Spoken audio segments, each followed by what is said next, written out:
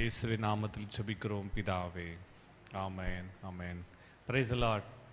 ஆண்டவராய் இயேசு நாமத்தினால உங்களை நான் வாழ்த்துகிறேன். தேவ கிருபை பிரசன்னம் உங்களோடு இருப்பதாக. ஆமென். கர்த்தருடைய வார்த்தைகளுக்கு நேராக நம் இருதயங்களை திருப்பலாம். கர்த்தருடைய நாமம் மகிமைப்படுவதாக. நீதிமொழிகள் புஸ்தகம் 13ஆம் அதிகாரம் 3ஆம் வசனம். நீதிமொழிகள் 3ஆம் அதிகாரம் 3ஆம் வசனம். Proverbs chapter 13 verse 3. நீதிமொழிகள் 13:3 எடுத்து வாசிக்கலாம். Thank you Jesus. தன் வாயை காக்கிறவன் தன் பிராணனை காக்கிறான், தன் உதடுகளை விரிவாய் திறக்கிறவனோ கலக்கம் அடைவான். இந்த நாள் செய்தியுடைய தலைப்பு, உன் வாயை காத்துக்கொள், உன் வாயை காத்துக்கொள், உன் உதடுகளை திறவாதே. கர்த்தருடைய வசனம் தளந்தளிவாய் சொல்லுகிறது, தன் வாயை காக்கிறவன் தன் பிராணனை காக்கிறான். எல்லாரும் நீங்க பார்த்துருப்பீங்க, தவளை ஃப்ராக். ஒரு பழமொழி சொல்லுவாங்க தவளையை பற்றி. ஒரு பழமொழி இருக்கு, என்ன சொல்லுமா? தவளை தன் வாயால் கெடும். அந்த மழை காலங்களில் அது சும்மா இருக்காது, பேக் பேக் பேக் பேக்னு சத்தம் போட்டுக்கிட்டே இருக்கும். அந்த சத்தத்தை கேட்டுட்டு அங்கே இருக்கிற சுற்றி இருக்க பாம்பு அதை ஈஸியாக அந்த இரையை பிடித்து விடுகிறது. ஒரு பழமொழி, ஆனால் எவ்வளோ உண்மை. உன் வாயை காத்துக்கொள். இன்றைக்கு நிறைய பேரால் சும்மா பேசாமல் இருக்கவே முடியல. சிலரால் வாயை வச்சுட்டு சும்மா இருக்கவே முடியாது.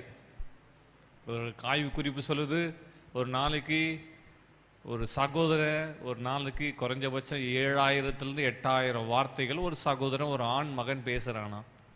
ஒரு பெண் மகள், ஒரு பெண் பேசுகிறாள், ஒரு நாளைக்கு 14,000 to 16,000 வார்த்தைகள் அவர்கள் பேசுகிறார்களாம். அப்போ டபுளாக அதிகமாக யார் பேசுகிறாங்கன்னு தெரியுது. ஒரு ஆய்வு குறிப்பு தான் சொல்கிறேன். அப்போது நம்ம வாயின் வார்த்தைகள், உன் வாயின் வார்த்தைகளை காத்துக்கொள். எப்படிப்பட்ட வார்த்தைகள் வாயிலிருந்து புறப்படுகிறது? ஏன் இந்த வார்த்தைகளை குறித்து வேதம் ரொம்ப அதிகமாய் சொல்லுகிறது? ஏன் உன் வாயை காத்துக்கொள் என்று வேதம் சொல்லுகிறது? வாசித்து பார்ப்போமானால் 15ஆம் அதிகாரம் நீதிமொழிகள் 15. மனோ துக்கத்தினாலே ஆவி முறிந்து மன்னிக்கணும், 23ஆம் வசனத்தை வாசிக்கும்படி கேட்கிறேன். நீதிமொழிகள் 15:23. 15:23. மனுஷனுக்கு தன் வாய்மொழியினால் மகிழ்ச்சி உண்டாகும், மனுஷனுக்கு தன் வாய் மொழியினால் மகிழ்ச்சி உண்டாகும்.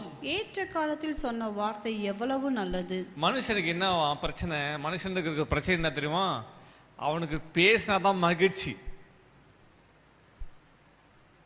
ஏன் மனுஷன் பேசுறான் தெரியுமா? அவனுக்கு பேசாமல் இருக்கவே முடியாது, சும்மா இருக்கவே முடியாது. அப்போ வாயை காத்துக்கொள் என்று கர்த்தருடைய வசனம் சொல்லுகிறது. அப்படி என்றால் என்ன அர்த்தம்? நல்லா கவனிங்க, இந்த வார்த்தைகளை விளக்குகிறேன்.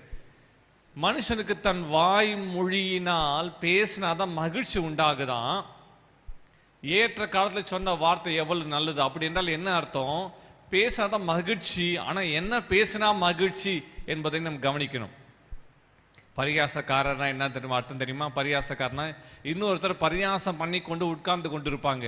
மற்றவங்களை பரியாசம் பண்ணுறது அவங்களுக்கு மகிழ்ச்சி, அவர்களுக்கு மகிழ்ச்சி. ஆனால் அதை கேட்கிறவர்களுக்கு என்ன இல்லை? மகிழ்ச்சி இல்லை.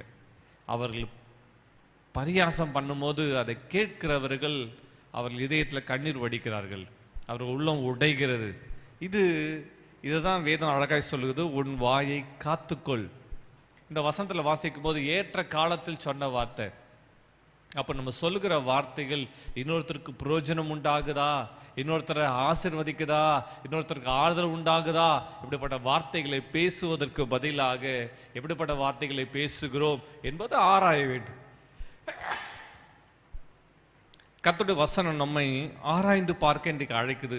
மத்தேயு சுவிசேஷத்தில் இயேசு கிறிஸ்து சொல்கிற வசனத்தை வாசிக்கலாம். Matthew chapter 12 verse 34. மத்தேயு 12:24 வாசிக்கும் போது 4 மன்னிக்கணும். விரியன் பாம்பு குட்டிகளே, நீங்கள் பொல்லாதவர்களாய் இருக்க நலமானவைகளை எப்படி பேசுவீர்கள்? இருதயத்தின் நிறைவினால் வாய் பேசும். விரியன் பாம்பு குட்டிகளே என்று இயேசு சொல்றாரு. என்ன குட்டியா? ஆட்டுக்குட்டி சொல்லலை, கண்ணுக்குட்டின்னு சொல்லலை, இல்லை சிங்கக்குட்டியா அப்படி நம்ம தமிழ்நாட்டு வழக்கறில் சொல்றது, ஒரு ஆண் மகன் பிறந்துட்டா நீ சிங்கக்குட்டி பிறந்திருக்குது அப்படின்னு ஆண்டவர் சொல்லலை. இங்கே என்னன்னு சொல்றாரு? விரியன் பாம்பு குட்டிகளே.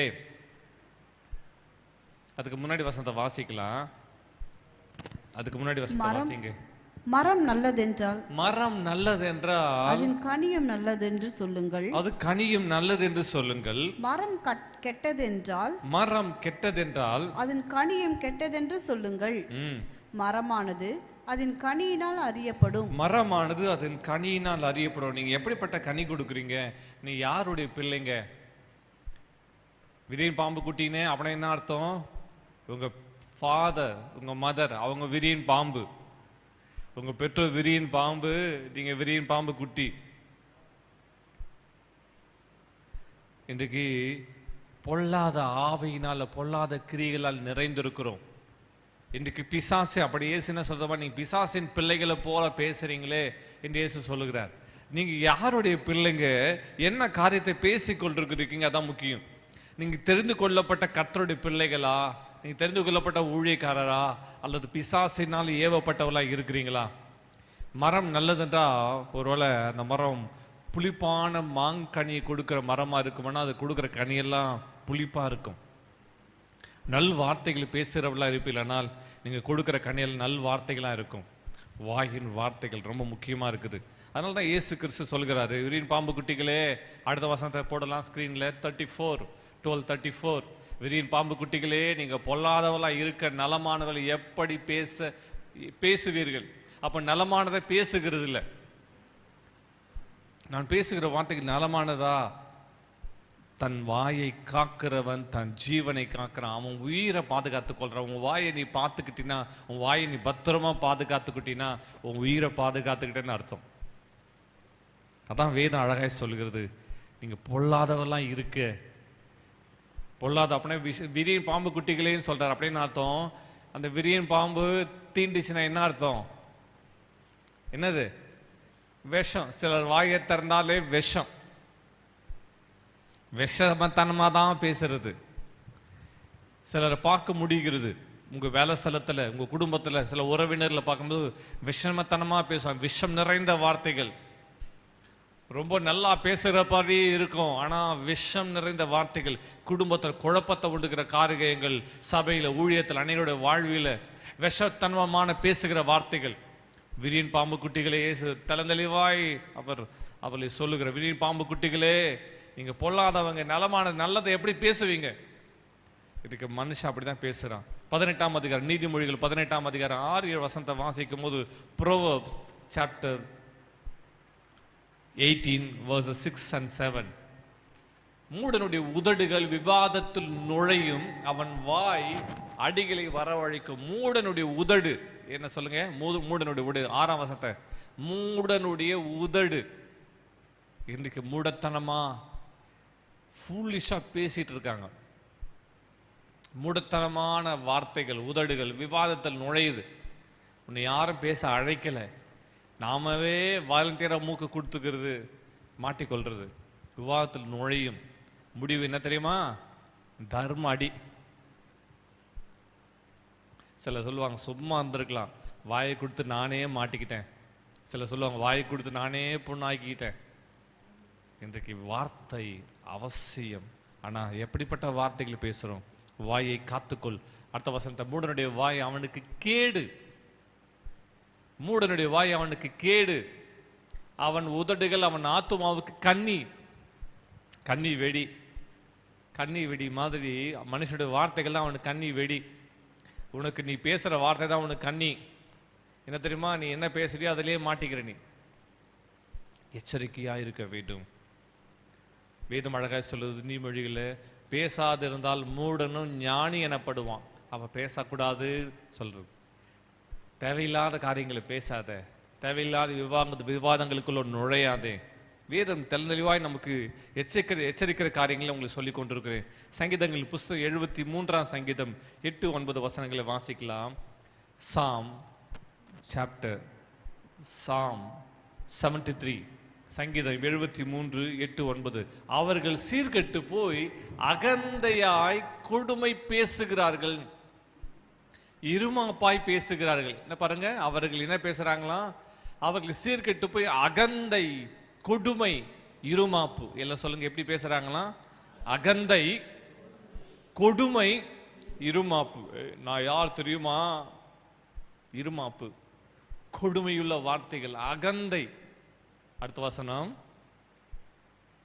தங்கள் வாய் வானம் மட்டும் எட்ட பேசுகிறார்கள். அவங்க பேச்சு எப்படிதான் தெரியுமா? நான் யார் தெரியுமா? வானம் மட்டும் எட்ட பேசுகிறார்கள். அவர்கள் நாவு பூமி எங்கும் உலாவுகிறது. எது உலாவுதா? நாவு. இன்னைக்கு உன் நாவை அப்படியே, இதெல்லாம் எந்த தெரியுமா? எல்லா பெருமையான வார்த்தைகள், கபட்டத்தனமான வார்த்தைகள், கொடுமையின் வார்த்தைகள், அகந்தையுள்ள வார்த்தைகள், காயப்படுத்துகிற வார்த்தைகள், வேதனை உண்டாக்குற வார்த்தைகள். இது குறித்த வேதம் தளந்தளிவாய் சொல்லுகிறது. மகளே, மகனே, இன்றைக்கு எப்படிப்பட்ட வார்த்தைகள் நாம் வசனித்துக் கொண்டிருக்கிறோம்? நீதிமொழிகள் புஸ்தகம் நம்மை எச்சரிக்குது. வாயை பற்றி நிறைய காரியங்கள் எழுதப்பட்டுள்ளது. சங்கீதங்கள் புஸ்தகம் 10ஆம் சங்கீதம் 7ஆம் வசனம், Psalm 10:7. சங்கீதம் 10:7 வாசிக்கலாம். அவன் வாய் சபிப்பினாலும், அவன் வாய் சபிப்பினாலும், கபடத்தினாலும் கொடுமையினாலும் நிறைந்திருக்கிறது. அவன் நாவின் கீழ் தீவினையும் அக்கிரமும் உண்டு. இந்த வசனத்துல வாசிக்கும் போது அவன் வாய் சாபம், சபிப்பினாலும். எதனால் நிறைஞ்சிருக்குதா? சிலர் வாயை திறந்தாலே சாபம். அவன் வாய் சபிப்பினாலும். நீங்க எல்லாம் எப்படி பண்ணிட்டீங்க? நீங்க எல்லாம் நல்லாவே இருக்க மாட்டீங்க. இதெல்லாம் நல்ல சும்மா சாம்பிள் தான் சொல்றேன். இது மாதிரி நிறைய அவளை குறித்து, அவங்க பிள்ளைகளை குறித்து, குடும்பத்தை குறித்து, எதிர்காலத்தை குறித்து எல்லாவற்றையும் சபித்து கொண்டிருக்கிறவர்கள். அவர்கள் வாய் சாபத்தினால் நிறைந்திருக்கிறது, அவர்கள் வாய் கபடத்தினால் நிறைந்திருக்கிறது, அவர்கள் வாய் கொடுமையினால் நிறைந்திருக்கிறது. இப்படிப்பட்ட ஜனங்கிட்ட பேசவே கூடாது. இப்படிப்பட்ட ஜனங்களுக்கு முன்னாடி நிற்கவே கூடாது. அவன் நாவின் கீழ் தீவினையும் அக்கிரமும் உண்டு. அப்பா, என்ன ஒரு மோசமான காரியம் இங்க பாருங்க. மகளே, இன்றைக்கு எப்படிப்பட்ட உலகத்துல வாழ்ந்து கொண்டிருக்கு. இதுதான் ஜனங்க. 6ஆம் வசனத்தை வாசிக்கலாம். சங்கீதம் 10:6. நான் அசைக்கப்படுவதில்லை, தலைமுறை தலைமுறை தோறும் தீங்கு என்னை அணுகுவதில்லை என்று தன் இருதயத்தில் சொல்லிக் கொள்ளுகிறான். இதயத்தில் அவன் சொல்றானா, இதெல்லாம் நடக்குதுல சொல்றான். ஆனா அடுத்த வசனத்துல வாசிக்கும் போது அவர்கள் நாவு, பொல்லாதவர்களுடைய நாவு, உலக ஜனங்களுடைய நாவு, தீவினையில அக்கிரம செய்களுடைய நாவு, பொல்லாத மனுஷர்கள், தேவனுக்கு ஒரு துன்மார்க்கர், இப்படிப்பட்டவர்கள் நாவல 5 காரியங்கள், இந்த வசனத்துல மட்டும் 5 காரியங்கள் நிறைந்திருக்கிறது. நம்பர் 1, அவர்கள் வாயில சாபம். அந்த வார்த்தைகளை அண்டர்லைன் பண்ணிக்கொள்ளுங்க. அவர்கள் வாயில் சாபம், அவர்கள் வாயில் சாபம் இருக்கிறது. கபட்டுத்தனமான வார்த்தைகள், கபடு இருக்கிறது. அவர்கள் வாயில் கொடுமை உள்ளது, கொடுமையினால் நிறைந்திருக்கிறது. அவர்கள் நாவில கேடு நிறைந்திருக்கிறது, அவர்கள் நாவில தீங்கு நிறைந்திருக்கிறது. 5 காரியங்கள். இன்னைக்கு நம்ம வாயின் வார்த்தைகளை ஆராய்ந்து பார்க்கலாம். நம்ம வாயில வார்த்தைகள் அப்படி இருக்குதா? நான் சாபத்தின் வார்த்தைகளை, அக்கிரமத்தின் வார்த்தைகளை, தீவினையின் வார்த்தைகளை நான் பேசி கொண்டிருக்கிறேனா? தீங்கு குறித்த காரியங்கள், இன்னொருத்தர் கெட்டு போக வேண்டும் என்ற குறித்த காரியங்களை பேசிக் கொண்டிருக்கிறேனா? கொடுமையின் காரியங்களை பேசிக் கொண்டிருக்கிறேனா? சபிச்சு கொண்டிருக்கிறேனா? ஆராய்ந்து பார்க்கணும். வேதம் நம்மை தளந்தளிவாய் எச்சரிக்கிறது. நீதிமொழிகள் 6:2 வாசிக்கும் போது, Proverbs 6:2, நீதிமொழிகள் 6:2 வாசிக்கும் போது வேதம் தெளிவாய் சொல்லுகிறது, நீ உன் வாய் மொழிகளால் சிக்குண்டாய், நீ உன் வாய்மொழிகளால் சிக்குண்டாய், உன் வாயின் வார்த்தைகளால் பிடிபட்டாய். நீ உன் வாயின் வார்த்தைகளால் பிடிபட்டாய். மாட்டிக்கிட்ட. எல்லாம் சொல்லுங்க, நீ மாட்டிக்கிட்ட. யாருக்கிட்ட மாட்டிக்கிட்ட? பேய்கிட்ட மாட்டிக்கிட்ட. பொல்லாத மனுஷகிட்ட நீ மாட்டிக்கிட்ட. வாயை திறந்தா நீ மாட்டிக்கிட்ட. அந்த மீன் தெரியுமா உங்களுக்கு? மீன், அந்த மீனை பிடிப்பதற்காக அது கடல்ல ஏதோ சாப்பிட்டுட்டு இருக்கோம், இல்லை ஏரி குளங்கள்ல பார்த்தீங்கன்னா. ஆனால் என்ன பண்ணுவாங்க, மண்புழு போட்டு மீன் பிடிக்கிறதுக்கான காரியங்களை தூண்டில் முள்ள போடுறாங்க, போட்டு அதை வீசுறாங்க. அது பார்க்குது, என்னடா திடீர்னு ஒரு மண்புழு வருது, திடீர்னு ஒரு இறை கிடைக்குது, அப்படியே வேகமாக பாய்ந்து வந்து அந்த மீனுக்கு பார்த்தோன்னா போட்டுன்னு வந்து பாய்ந்து வந்து சாப்பிட வருது. சாப்பிடும்போது என்ன பண்ணுறாங்க, அதை போட்ட தூண்டில போட்ட மனுஷன் இழுக்கிறான். இழுக்கும் போது அது சாப்பிட்டு கொண்டிருக்கும் போது அது வாயில மாட்டிக்குது. இன்னைக்கு பிசாசு உங்களுக்கு முன்னாடி சில இறைகளை போடுறான். மனுஷர்கள் சிலர் இறைகளை போடுறாங்க. இன்னைக்கு மனுஷர்கள் எப்படி தெரியுமா அவங்க வேலை நடப்பிக்கிறாங்க, எப்படி தெரியுமா காரியங்களை செய்கிறாங்க? சிலர் கோவம் மூட்டும்படியான, சிலர் எரிச்சல் மூட்டும்படி, சிலர் பிரச்சனை உண்டு பண்ற சில வார்த்தைகளை பர்பஸ்ஃபுல்லாவே செய்கிறாங்க. அந்த பிரச்சனை ஸ்டார்ட் பண்ணிட்டு அவங்க எஸ்கேப் ஆயிடுவாங்க. ஆனா அந்த பிரச்சனைக்குள்ள போகிறவர்கள் மாட்டிக்கொள்கிறார்கள். இன்றைக்கு இறை அதான் வசனம் சொல்லு, வாய்மொழிகளால் சிக்குண்டாய், உன் வாயின் வார்த்தைகளால் பிடிபட்டாய். எத்தனையோ பேர் ஸ்டேஷன்ல கேஸ் இருக்குது. காரணம் தெரியுமா? வார்த்தை. இன்னைக்கு பர்பஸ்ஃபுல்லாவே எரிச்சல் மூட்டி, உன்னை கோவப்படுத்தி, உன்னை அடிக்க வச்சு இப்படிப்பட்ட காரியங்களை சிக்க வைக்கிறார்கள். உன் வார்த்தைகளை முன்னிட்டு ஒரு சிக்கலில் மாட்டிக்கொண்டால் அல்லது உன் வாய் சொல்லிலேயே நீ பிடிபட நேரிட்டால் என்ன செய்யணுமா? அடுத்த வசனத்தை வாசிக்கலாம். இப்போது என் மகனே, உன் சிநேகிதனுடைய கையில் நீ அகப்பட்டு கொண்டபடியால். அந்த முன்னாடி வசனத்துல வாசிக்கும் போது, முதலாம் வசனத்துல வாசிக்கும் நடக்கிறது தெரியுமா? இங்க பிளட்ஜ் பண்றது அல்லது இன்னொருத்தருக்கு ஷூரிட்டி போறது. எவ்வளவு லோன் வாங்கிக்கிறீங்களா வாங்கி, இல்ல கடன் வாங்குறீங்க வாங்குறீங்க, நான் காசு கொடுத்துறேங்க, அவர் கொடுத்துருவாருங்க, நான் அதுக்கு முன்னாடி ஜாமீன் நிக்கிறேங்க என்று சொல்லி இன்னைக்கு இன்னொருத்தருக்காக பஞ்சாயத்துக்கு போறது, இன்னொருத்தருக்காக காரியங்களை போய் செய்கிறது. இப்படி செய்யும் போது எக்ஸாம்பிள் தான். ஆனா இப்படி காரியங்களை செய்யும் போது ஏதோ ஒரு காரியங்களை இன்னொருத்தருக்காக வழக்காட போய் உன் வாயை காத்துக்கொள், வாயை விடாதே. நீ சிக்குண்டாய், நீ பிடிபட்டாய், பொல்லாத மனுஷன் பிடிபட்டாய் என்பதை நீ அறிந்து கொள். இன்னைக்கு அநேகர் தான் செய்யறாங்க, வார்த்தை விட்டு விட்டார்கள். இன்னொருத்தருக்காக முன்னாடி நின்று இன்னொருத்தருக்காக வார்த்தையை நீ வசனித்து விட்டாய். அதனால் அதனுடைய பலனை அனுபவிக்க வேண்டி இருக்கிறது. வேதம் சொல்லுகிறது நாம் எப்படிப்பட்டவர்களாக இருக்க வேண்டும், எப்படிப்பட்ட வார்த்தைகளை பேச வேண்டும் என்று வேதம் சொல்லுகிறது. இன்னைக்கு உலகத்தை இப்பதான் பேசிட்டு இருக்காங்க. 5 காரியங்களை ஆலோசனை கொடுக்க விரும்புறது. இதுதான் இன்னைக்கு உலகம். இப்படிப்பட்ட வார்த்தைகளை தான் தேவ ஜனங்களும் தேவனை அறியாதவர்களும் பேசி கொண்டிருக்கிறாங்க. பொல்லாத வார்த்தைகளை, கபடத்தின் வார்த்தைகளை, கோபத்தின் வார்த்தைகள், எரிச்சலின் வார்த்தைகள், அநியாயத்தின் வார்த்தைகளை பேசி கொண்டிருக்கிறார்கள். ஆனால் எப்படிப்பட்ட வார்த்தைகளை பேச வேண்டும் என்று வேதம் சொல்லுகிறது. நாம் எப்படிப்பட்ட இருக்க வேண்டும் என்று வேதம் சொல்லுகிறது. முதலாவது வாசிக்கலாம், ஆண்டு வசனத்துக்கு நேரம் திருப்பலாம். முதலாவது சங்கீதங்கள் புஸ்தகம் 17ஆம் சங்கீதம் 3ஆம் வசனம். Psalm 13:17-3. சங்கீதம் 17:3. நீர் என் இருதயத்தை பரிசோதித்து ராக்காலத்தில் அதை விசாரித்து என்னை புடமிட்டு பார்த்தும் ஒன்றும் காணாதிருக்கிறீர். என் வாய் மீறாதபடிக்கு தீர்மானம் பண்ணினேன். முதலாவது ஒரு காரியம், என் வாய் மீறாதபடிக்கு தீர்மானம் பண்ணினேன். பாயிண்ட் நம்பர் 1, முதலாவது உன் வாயை காத்துக்கொள் என்று வேதம் சொல்கிறது. அப்ப நான் என்ன செய்யணும்? முதலாவது பாயிண்ட் நம்பர் 1, நான் என்ன செய்யணும்? என் வாய் மீறாதபடிக்கு அதை காத்துக்கொள்ள வேண்டும் என்ற தீர்மானம். இன்றைக்கு today you should take a decision. இன்றைக்கு ஒரு தீர்மானம் எடு. என் வாயின் வார்த்தைகள் மீறாதபடிக்கு. இன்னொருத்தருக்கு பேசும்போது அன்பாக பொறுமையாக பதிலளிப்பேன். இல்லை என்றால் எனக்கு கோபம் வருதுன்னா வாயை திறக்க மாட்டேன். எனக்குள் எரிச்சல் உண்டாகனால வாயை திறக்க மாட்டேன். அப்படி மீறி நான் வாயை திறந்தா மாட்டிக்கோன்னு அர்த்தம். முதலாவது ஒரு தீர்மானம் எடுக்கணும். நான் எந்த நேரத்தில் பேசணும் அந்த நேரத்தில் பொறுமையான வார்த்தைகளை, கண்ணியமான வார்த்தைகளை பேசுவேன், தவிர மற்ற வார்த்தைகளை பேச மாட்டேன் என்ற ஒரு தீர்மானம் எடுக்கணும். இன்னொரு மொழிபெயர்ப்பு சொல்லுகிறது, இந்த வார்த்தைகளை என் வாய் மீறாதபடிக்கு தீர்மானம் பண்ணினேன் என்ற வார்த்தைகளை இன்னொரு மொழிபெயர்ப்பு சொல்லுது, என் வாய் பிழை செய்யக்கூடாது என உறுதி கொண்டேன்.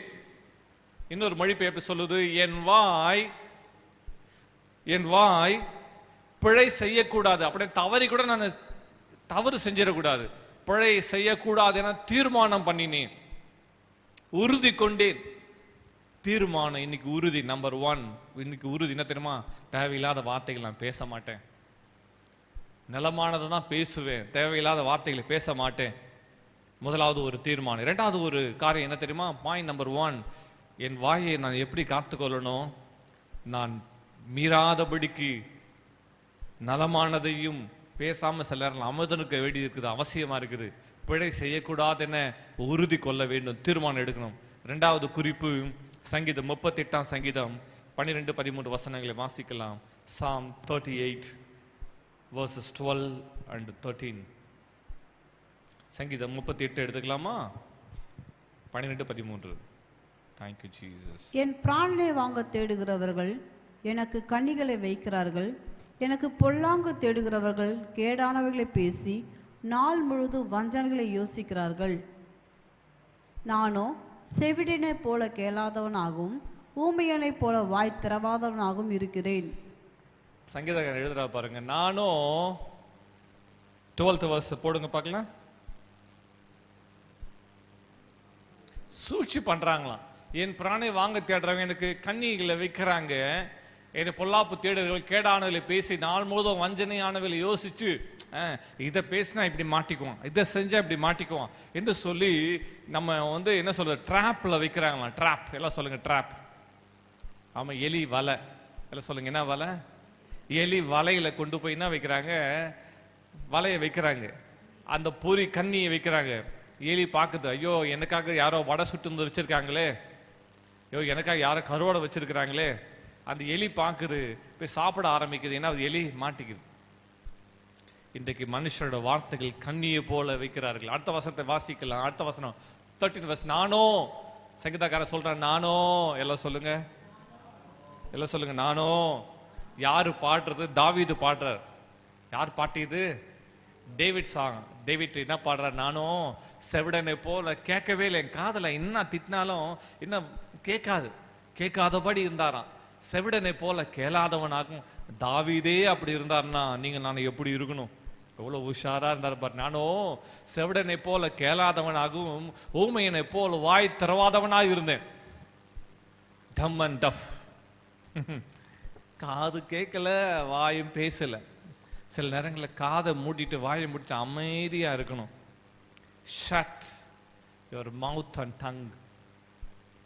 உன்னுடைய காதையும் வாயை மூடிக்கொள். தாவீதுடைய அனுபவம் இது. வாய் திறவாதே. முதலாவது அந்த வார்த்தைகள் தீர்மானம் பண்ணாரு. முதலாவது நான் தீர்மானம் உறுதி கொண்டு தீர்மானம் பண்ணேன், பேச மாட்டேன்னு. இரண்டாவது வாய் திறக்காத. Shut shut. வாய் திறவாதபடிக்கு உறுதி கொண்டேன். மூன்றாவது ஒரு காரியம், எபேசியர் 4ஆம் அதிகாரம் 29ஆம் வசனம். எபேசியன்ஸ் 4:29. எபேசியர் 4:29 அந்த வசனத்தை வாசிக்கலாம். கெட்ட வார்த்தை ஒன்று உங்கள் வாயிலிருந்து புறப்பட வேண்டாம். பக்தி விருத்திக்கு ஏதுவான நல்ல வார்த்தை உண்டானால் அதையே கேட்கிறவர்களுக்கு பிரயோஜனம் உண்டாகும்படி பேசுங்கள். மூன்றாவது பேசாம இருக்கும்படியா சொல்லிட்டேன். மூன்றாவது என்ன பேசணுமா? பக்தி விருத்திக்கு ஏதுவான நல்ல வார்த்தை உண்டானால். நல்ல வார்த்தை, பக்தி விருத்திக்கு ஏதுவான வார்த்தை இருக்குதா, அதையே கேட்கிறவர்களுக்கு பிரயோஜனம் உண்டாகும்படி பேசுங்க. நான் பேசணும். என்ன வார்த்தை பேசணுமா? பக்தி விருத்திக்கு ஏதுவான வார்த்தை. பக்தி விருத்திக்கு ஏதுவான வார்த்தைகளை நான் பேசணும். பக்தி விருத்திக்கு ஏதுவான நல்ல வார்த்தை நான் வாயிலிருந்து புறப்படுத்தும் போது ஸ்கேன் பண்ணி ஸ்கிரீன் பண்ணி அனுப்புறேன். என்ன தெரியுமா? பக்தி விருத்திக்கு ஏதுவான வார்த்தையா நான் பேசுறது. ஒரு முறை பேசுறதுக்கு முன்னாடி 2 முறை யோசிங்கன்னு ஒரு பழமொழி சொல்லுது.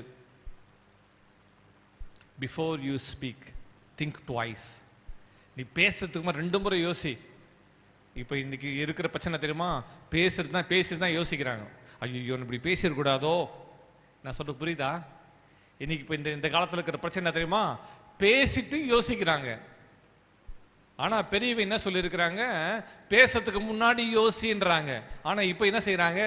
பேசிட்டு யோசிக்கிறாங்க. ஐயோ நம்ம இப்படி பேசியிருக்கூடாதோ, இல்லை இப்படி பேசியிருக்கணுமோ.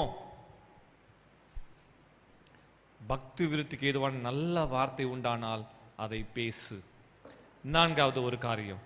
3வது பக்தி விருத்திக்கு ஏதுவான வார்த்தைகள் எடிஃபை பண்ணதா. நான் பேசுறது அநேகர் ஆத்துமா உற்சாகம் அடையுதா, அப்படிப்பட்ட வார்த்தையை பேசணும். இல்லை என்ன பேசக்கூடாது, என் வாயை திறக்கக்கூடாது. 3வது பக்தி விருத்திக்கு ஏதுவான நல்ல வார்த்தையை பேசணும். 4வது வாசிக்கலாம். புரோவர்ப்ஸ் நீதிமொழிகள் 10ஆம் அதிகாரம் 11ஆம் வசனம். புரோவர்ப்ஸ் சாப்டர் 10 verse 11. நீதிமானுடைய வாய் ஜீவ ஊற்று, ஜீவ ஊற்று. கொடுமையோ துன்மார்க்கனுடைய வாயை அடைக்கும். கொடுமையோ துன்மார்க்குடைய வாயை அடைக்கும். நீதிமானுடைய வாய் ஜீவ ஊற்று. 4வது என்ன தெரியுமா? ஜீவ வார்த்தைகளை பேசணும். ஜீவனை கொடுக்கிற வார்த்தை. நான் பேசினா ஜீவன் வருதா? அப்படி ஜீவன் எதுல வரும்? லைஃப் எதுல வரும்? வார்த்தை. கர்த்தருடைய வசனத்துலாம் ஜீவன் இருக்குது. அந்த ஜீவன் உள்ள தேவனுடைய வார்த்தைகளை பேசணும். நீதிமானுடைய வாய் ஜீவ ஊற்று. உன்னுடைய வாய், இந்த வார்த்தை கேட்டுக்கொண்டிருக்க அருமையான தேவஜனமே, உன்னுடைய வாய் ஜீவ ஊற்று. Speak life, speak life. கர்த்தருடைய வசனத்திலாம் ஜீவன் இருக்குது. ஒரு ஆமென் சொல்லுங்க பார்க்கலாம். கர்த்தருடைய வசனத்திலாம் ஜீவன் இருக்குது. அப்படி என்ன அந்த ஜீவன்? அது உயிர். கர்த்தருடைய வசனத்திலாம் உயிர் இருக்குது. அப்போ நீ கர்த்தருடைய வசனத்தை பேசும்போது என்ன வருமா? உயிர் வரும். நீ கர்த்தருடைய வசனத்தை பேசும்போது என்ன வரும்? ஆறுதல் வரும். நீ கர்த்தருடைய வசனத்தை பேசும்போது அநேகர் ஆசீர்வதிக்கப்படுவாங்க. வேதம் சொல்லுது, நல்லாரின் சொற்கள் வாழ்வழிக்கும் ஊற்று ஆகும். வாழ்வழிக்கும் ஊற்று கர்த்தர் உன் வாயில வச்சிருக்கிறார். வேதம் அழகா சொல்லுது, மரணமும் ஜீவனும் நாவின் அதிகாரத்தில் இருக்கும், அதில் பிரியப்படுகிற அந்த கனியை புசிப்பார்கள். மரணம் ஜீவன். உன் வாயில் ஆண்டவர் என்ன வச்சிருக்காரு? மரணத்தையும் வச்சிருக்கார், ஜீவனையும் வச்சிருக்கார். நீ எதை தெரிந்து கொள்கிற என்பது முக்கியம். நீ எப்படிப்பட்ட வார்த்தைகளை பேசுகிறார் என்பது முக்கியம். அப்போ ஜீவனுள்ள வார்த்தைகளை பேச உங்களை நீங்களே தயார் செய்யணும். ஒரு ஆமேன் சொல்லுங்க பார்க்கலாம். ஆமென். அதே அதிகாரம் நீதிமொழிகள் 10ஆம் அதிகாரம் 31ஆம் வசனத்தை வாசிக்கலாம். நீதிமானுடைய வாய் ஞானத்தை வெளிப்படுத்தும், மாறுபாடுள்ள நாவோ அறுப்புண்டு போகும். நீதிமானுடைய நாவு, வாய் ஞானத்தை வெளிப்படுத்தும். அப்ப கர்த்தருடைய வசனத்துல ஞானம் இருக்குது, ஞானத்தை வெளிப்படுத்தும். கடவுளுக்கு அஞ்சி நடப்போரின் வாயில் என்று ஞானம் பொங்கி வழியும். என்ன சொல்லுங்க பார்க்கலாம்? ஞானம் பொங்கி வழியுமா? ஆமே. மாறுபாடுள்ள நாவோ, மாறுபாடு அப்படின்னாக்க இன்னொரு வசனம் சொல்லுது, வஞ்சகம் பேசுனா துண்டிக்கப்படும். இன்னைக்கு என் வாயிலிருந்து ஜீவனுள்ள தேவனுடைய வார்த்தைகள், ஜீவனை கொடுக்கிற வார்த்தைகள் நான் பேசுவேன். ஆமே. Life, life. எல்லாம் சொல்லுங்க லைஃப். சொல்லுங்க லைஃப். ஜீவன், ஜீவன், ஜீவன். ஜீவனுள்ள வார்த்தைகள், தேவனுடைய வார்த்தைகள் நான் பேசுவேன். ஆமே. 4வது காரியம். ஆமே. அல்லேலூயா. வாசிக்கல இன்னொரு வசனத்தை, முக்கியமான ஒரு வசனத்தை வாசிக்கணுமே. வாயினாலே, நாவுனால முக்கியமான ஒரு சாப்டர் இருக்குது. எடுத்துங்க பார்க்கலாம். யாக்கோபு எழுதின நிருபம் 3ஆம் அதிகாரம் 3ஆம் வசனத்தை வாசிக்கும்படி கேட்கிறேன். James chapter 3 verse 3. இந்த அதிகாரத்தில் வாசித்து பார்த்தீங்கன்னா முக்கியமான காரியம் எழுதப்பட்டது. நாவை பற்றி எழுதும்போது, நாவு நெருப்பு. இந்த நாவு என்னவா? நெருப்பு. அதனால தான் அந்த அதிகாரத்தில் அவர் எழுதியிருக்கார் நாவடக்கம். எல்லாம் சொல்லுங்க நாவடக்கம். நாக்க தான் அடக்க முடியலையே, ருசிக்கிற நாவு இஷ்டப்படி பேசிடுதே. நாவடக்கத்தை பத்தி எழுதுறார். நாவை அடக்க ஒரு மனுஷனாலும் கூட. 3ஆம் வசனத்தை போடுமா? 3:3. பாருங்கள், குதிரைகள் நமக்கு கீழ்ப்படியும்படிக்கு அவைகளின் வாய்களில் கடிவாளம் போட்டு அவைகளுடைய முழு சரீரத்தையும் திருப்பி நடத்துகிறோம். கப்பல்களையும் பாருங்கள், அவைகள் மகா பெரியவைகளாய் இருந்தாலும் கடுங்காற்றுகளால் அடிபட்டாலும் அவைகளை நடத்துகிறவன் போகும்படி யோசிக்கும் இடம் எதுவோ அவ்விடத்திற்கு நேராக மிகவும் சிறிதான சொக்கானால் திருப்பப்படும். பாருங்க, இந்த நாவு திருப்பப்படும். நாவு ஏதாவது ஒன்று செஞ்சுட்டே இருக்கும், பேசிட்டே இருக்கும், அது திருப்பப்படும். இன்னைக்கு நாவு, அதை குறித்து அந்த அதிகாரம் முழுவதும் வாசித்து பார்க்கும்போது அவர் எழுதுகிறாரு, நாவை அடக்க ஒரு மனுஷனாலும் கூடாது என்று சொல்லிவிட்டு அவர் எழுதுகிறார். அப்போ நாவை ட்ரெயின் பண்ணணும். டேம் யுவர் டங் அப்படி சொல்லுவோம். அப்படி ட்ரெயின் யுவர் டங். உன் நாவை பயிற்சி கொடு. எதை பேசணும் என்ற பயிற்சி கொடு. ஆமா, நாவுக்கு பேசுறதுக்கு பயிற்சி கொடு. என்ன பேசணுமா? ஜீவன்ல தேவனுடைய வார்த்தைகளை பேசணும். 5வது குறிப்பை சொல்லி முடிக்க விரும்புகிறேன். அப்போ துதித்தலும் சபித்தலும் ஒரே ஊற்றுக்கள் புறப்பட்டு வருமோ? 10ஆம் வசனத்துல வாசிக்கும் போது துதித்தலும் சபித்தலும் ஒரே ஊற்றுக்கள் புறப்பட்டு வருமோ? அப்போ இந்த நாவுல இருந்து 5வது குறிப்பு என்ன தெரியுமா? தேவனை நான் துதிக்கணும். Praise, I will praise the Lord, I will praise the Lord, I will worship the Lord. நான் தேவனை துதிப்பேன், நான் தேவனை உயர்த்துவேன், நான் தேவனை போற்றுவேன், தேவனை போற்றி பாடுவேன். ஒரு ஆமென் சொல்லுங்க பார்க்கலாம். அல்லேலூயா. இந்த வாயினால நான் கர்த்தரை துதிப்பேன். கர்த்தரை துதிக்கிற துதி 10ஆம் வசனம், துதித்தல் சபித்தல் ஒரே வாயிலிருந்து புறப்பட்டு வருகிறது. என் சகோதரி இப்படி இருக்கலாம், அது அப்படி என்ன? துதி. துதிக்கு என் நாவு, அந்த ஊற்றுக்கு என் வாயை திறக்க போகிறேன். நான் கர்த்தரை துதிப்பேன். ஆமா, சங்கீதக்காரர் இப்போது நான் கர்த்தரை துதிப்பேன். ஆமா, எல்லா சூழ்நிலை கர்த்தரை துதிப்பேன். சங்கீதம் 63:5, சங்கீதம் Psalm 63:5 வாசிக்கும் போது நான் கர்த்தரை துதிப்பேன், நான் கர்த்தரை உயர்த்துவேன் என்று எழுதப்பட்டுள்ளது. இன்றைக்கு கர்த்தரை துதிக்க Psalm 63:5, நிலத்தையும் கொழுப்பையும் உண்டது போல என் ஆத்துமா திருப்தியாகும். என் வாய் ஆனந்த களிப்புள்ள உதடுகளால், என் வாய் ஆனந்த களிப்புள்ள உதடுகளால் உம்மை போற்றும். எல்லாம் சொல்லுங்க, என் வாய் ஆனந்த களிப்புள்ள உதடுகளால் உம்மை போற்றும். ஆமென். ஹல்லேலூயா. ஐந்தாவது காரியம், நான் கர்த்தரை துதிப்பேன். என் வாயினால கர்த்தரை துதிப்பேன். ஆமென். முடிச்சிட்டேன். ஆமென். முதலாவது நான் தீர்மானம் பண்ணேன். என்னது? நான் வாய் திறக்க மாட்டேன் தீர்மானம் பண்ணேன். ரெண்டாவது நான் பொல்லாத காரியங்களுக்கு என் வாய்க்கு இடம் கொடுக்க மாட்டேன், அடக்க ஒப்பு கொடுத்தேன். மூன்றாவது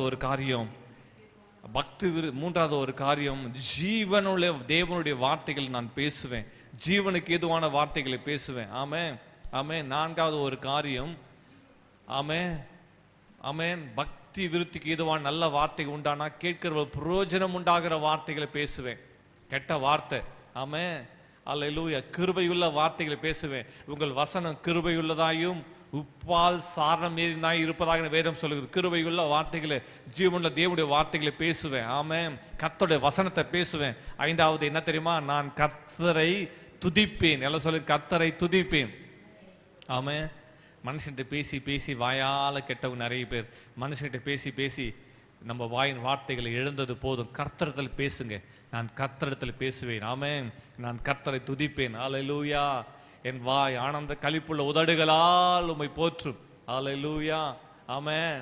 வாங்க எல்லாரும் இணைந்து நம்ம எல்லாரும் கர்த்தரை துதிக்கலாமா? கர்த்தரை ஆராதிக்கலாமா? ஆனந்த களிப்புள்ள உதடுகளால் எல்லாரும் கர்த்தரை துதிக்கலாமா? ஹல்லேலூயா. எல்லாரும் கண்களை மூடி நம்ம கர்த்தரை நோக்கி பார்க்கலாமா? கர்த்தருடைய வல்லமை, கர்த்தருடைய பிரசன்னம், கர்த்தருடைய அபிஷேகம் இப்போது ஒவ்வொருவரையும் நிரப்பட்டும். ஆமென். இன்றைக்கு நாம தீர்மானம் பண்ணலாமா? என் வாயை காத்துக்கொள்வேன். உன் வாயை காத்துக்கொள். அர்ப்பணி மகளே. மனுஷனுக்கு தன் வாய் மொழிகள் இஷ்டப்படி பேசுறது பிடிக்கும், ஆனா அது எவ்வளோ பிரச்சனை உண்டு பண்ணுகிறது. இன்னைக்கு அநேக குடும்பங்கள் உடைந்தது வார்த்தையினால். இன்னைக்கு அநேக சபைகள் ஊழியங்கள் உடைந்தது வார்த்தையினால். இன்னைக்கு அநேகர் மரித்தது வார்த்தையினால். பெருமை, கபடு, பொல்லாப்பு, துன்மார்க்கமான வார்த்தைகள் இதே வாயின் வார்த்தையால சபித்து கொண்டிருக்கிறார்கள், தீங்கை வைத்து கொண்டிருக்கிறார்கள். தேவன் அதை வெறுக்கிறார். தேவன் அதை விரும்பல. இன்றைக்கு தீர்மானம் பண்ணலாமா? நான் தீர்மானம் பண்ண ஆண்டவரே, என் வாயின் வார்த்தைகளை வீணாய் வழங்க மாட்டாண்டவர். நீதியின் வார்த்தைகளை, ஜீவன்ல தேவனுடைய வார்த்தைகளை, கிருபையுள்ள வார்த்தைகளை, ஆசீர்வதிக்கிற வார்த்தைகளை, கர்த்தருடைய வசனத்தை நான் பேசுவேன். என் வாய் கர்த்தரை உயர்த்தும். அல்லேலூயா. இருக்கிற கை கடரங்களை தேவனுக்கு நேராக உயர்த்தி, ஓ ஷரரரா, ஹல்லேலூயா ஹல்லேலூயா ஹல்லேலூயா ஹல்லேலூயா ஹல்லேலூயா ஹல்லேலூயா ஹல்லேலூயா. ஸ்தோத்திரம் ஸ்தோத்திரம் ஸ்தோத்திரம் ஸ்தோத்திரம். நம்ம ஜெபம் பண்ணிக்கலாமா? ஸ்தோத்திரம் ஸ்தோத்திரம் ஸ்தோத்திரம் ஸ்தோத்திரம் ஸ்தோத்திரம். இந்த வேலையில் ஒப்புக் கொடுக்கலாம். ஆண்டவரை, ஆனந்த களிப்புள்ள உதடுகளா உங்களை துதிப்பேன். நான் கர்த்தரை துதிப்பேன், கர்த்தரோடு பேசுவேன். என் வாயை ஆண்டவரே உம்மை துதிக்க, நாவை, என் உதடுகளை உங்க கரத்துல ஒப்புக் கொடுக்கிற இந்த வேலையில கர்த்தருடைய வல்லமை, கர்த்தருடைய வல்லமை, கர்த்தருடைய வல்லமை, கர்த்தருடைய ஜீவன், கர்த்தருடைய ஜீவன், கர்த்தருடைய அபிஷேகம் இறங்கி வரட்டும். எல்லாம் ஒப்புக் கொடுக்கலாமா? ஹல்லேலூயா ஹல்லேலூயா ஹல்லேலூயா. கர்த்தாவே உமக்கு ஸ்தோத்திரம், உமக்கு ஸ்தோத்திரம், உமக்கு ஸ்தோத்திரம், உமக்கு ஸ்தோத்திரம். இந்த வேலையில ஆண்டவரே ஜெபத்தில் இணைந்திருக்க ஒவ்வொருவருக்காய் ஜெபிக்கிறேன். கர்த்தாவே, இந்த வேலையில் இந்த வார்த்தைகளை கேட்டு ஆண்டவரே உம்மை துதிக்கிறோம். அநேகர் குத்தப்பட்டவர்களா, ஐயோ என் வீட்டிலேயே இந்த பிரச்சனை, என் குடும்பத்திலே இந்த பிரச்சனை, வார்த்தையால தான் குடும்பத்தில் அநேக பிரச்சனைகள், போராட்டம், என் தனிப்பட்ட வாழ்க்கையில் அதே பிரச்சனை. மகளே, நீ பேசுகிற வார்த்தை, மகனே நீ பேசின வார்த்தை உன் வாழ்வில் வெளிப்பட்டது, குடும்பத்தில் வெளிப்பட்டது மட்டும் தனிப்பட்ட ஜீவியத்தில் நீங்க என்ன சொன்னீங்க? ஐயோ என் வாழ்வு இன்னைக்கு இப்படிதான் நடக்கும். நீங்க சொன்னது காரியம் தான் உங்க வாழ்வில் நடந்து கொண்டிருக்கிறது. இன்றைக்கு கர்த்தருடைய வசனத்தை பேச ஆரம்பிங்க. இன்றைக்கு அறிக்கை செய்யுங்க, பாவங்களை அறிக்கை செய்யுங்க.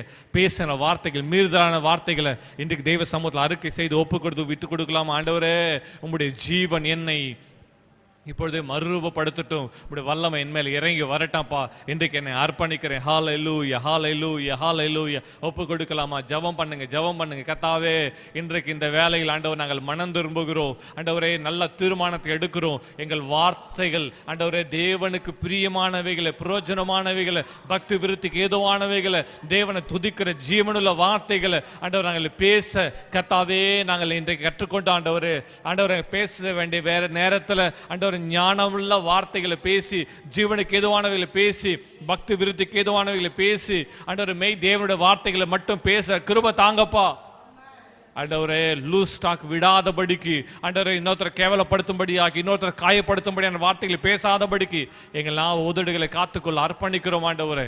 இப்போது நம்முடைய ஜீவன் இறங்கி வருவதாக இந்த வேலையில வியாதி பிடியில் இருக்கிறவங்க பலவீனங்களுக்கா சுகவீனங்களுக்கா கண்ணீரோடு ஜெபிச்சு கொண்டிருப்பார்களானால் இந்த வேலையில கர்த்தாவே தங்களுடைய குற்றங்களை உணர்ந்து ஜெபம் பண்ணி கொண்டிருப்பார்களா, இப்பொழுது கர்த்தருடைய வல்லமை, கர்த்தருடைய ஜீவன், கர்த்தருடைய வல்லமை, கர்த்தருடைய அபிஷேக மகிமை இறங்கி வருவதாக, வியாதி படுக்கைகள் மாறுவதாக, எந்த தேவைக்காக ஜெபிக்கிறாங்களோ, எந்த அற்புதத்துக்காக ஜெபிக்கிறாங்களோ, எந்த அதிசயத்துக்காக இந்த வேலை ஜெபிச்சு கொண்டிருக்கிறாங்களோ, தேவனே நீர் மனம் இறங்குவீராக, அற்புதங்களை செய்வீராக, விடுதலை தருவீராக, சுகத்தை தருவீராக, வேலையை கட்டளிடுவீராக. கர்த்தருடைய கர அற்புதங்களை செய்தாலும்படி ஜெபிக்கிறோம். வல்லமை இப்பொழுதே மகிமையாய் இறங்கி வருகிறதுக்காக ஸ்தோத்திரம். ஒவ்வொரு மேலும் கர்த்தருடைய வல்லமை இறங்கட்டும். அதனால தான் ஆதி அப்போஸ்தலர் நாட்கள்ல வாசிக்கும் போது வேதம் சொல்லுகிறது, அப்போஸ்தலர் 2ஆம் அதிகாரத்துல வாசிக்கும் போது பெந்தெகோஸ்தே நாள்ல பிரிந்திருக்கிற நாவுகள் போல அக்னிமயமான நாவுகள் இறங்கினது. அக்னிமயமான நாவுகள் இறங்கி அவர்கள் ஒவ்வொருவரை நிரப்பிற்று. ஹல்லேலூயா, ஹல்லேலூயா, ஹல்லேலூயா. பரிசுத்த ஆவியானவர் நீங்க என்ன பேசணும், என்ன காரியத்தை செய்யணுன்றதை அவரே உணர்த்துவார், அவரே நடப்பிப்பார். ஹல்லேலூயா, ஹல்லேலூயா. எல்லா மாம்சீகமான கிரியைகள், வார்த்தைகள் வெளியேறட்டும். ஆவியானவர் ஆளுகை செய்வீராக. கண்ட்ரோல் எடுங்க ஆவியானவர். பரிசுத்த ஆவியானவர் கண்ட்ரோல் எடுப்பீராக. உங்களுடைய ஜீவன் இறங்குவதாக. இப்போது கர்த்தருடைய வல்லமையான அபிஷேகம் இறங்கட்டும். யாரெல்லாம் அபிஷேகத்துக்கு ஜெபிச்சு கொண்டிருக்கிறாங்களோ அவர் மேல கர்த்தருடைய ஜீவன், கர்த்தருடைய அபிஷேகம் மகிமை இறங்குவதாக. பிள்ளைகளை சாட்சியா நிறுத்துகிறதுக்காக ஸ்தோத்திரம். எங்க ஜெபங்களை கேட்டீரும், உமக்கு ஸ்தோத்திரம். இயேசுவின் நாமத்தில் ஆசீர்வதித்து ஜெபிக்கிறோம் பிதாவே. ஆமென், ஆமென். கர்த்தர் ஒவ்வொருவரையும் கர்த்தர் ஆசீர்வதிப்பாராக.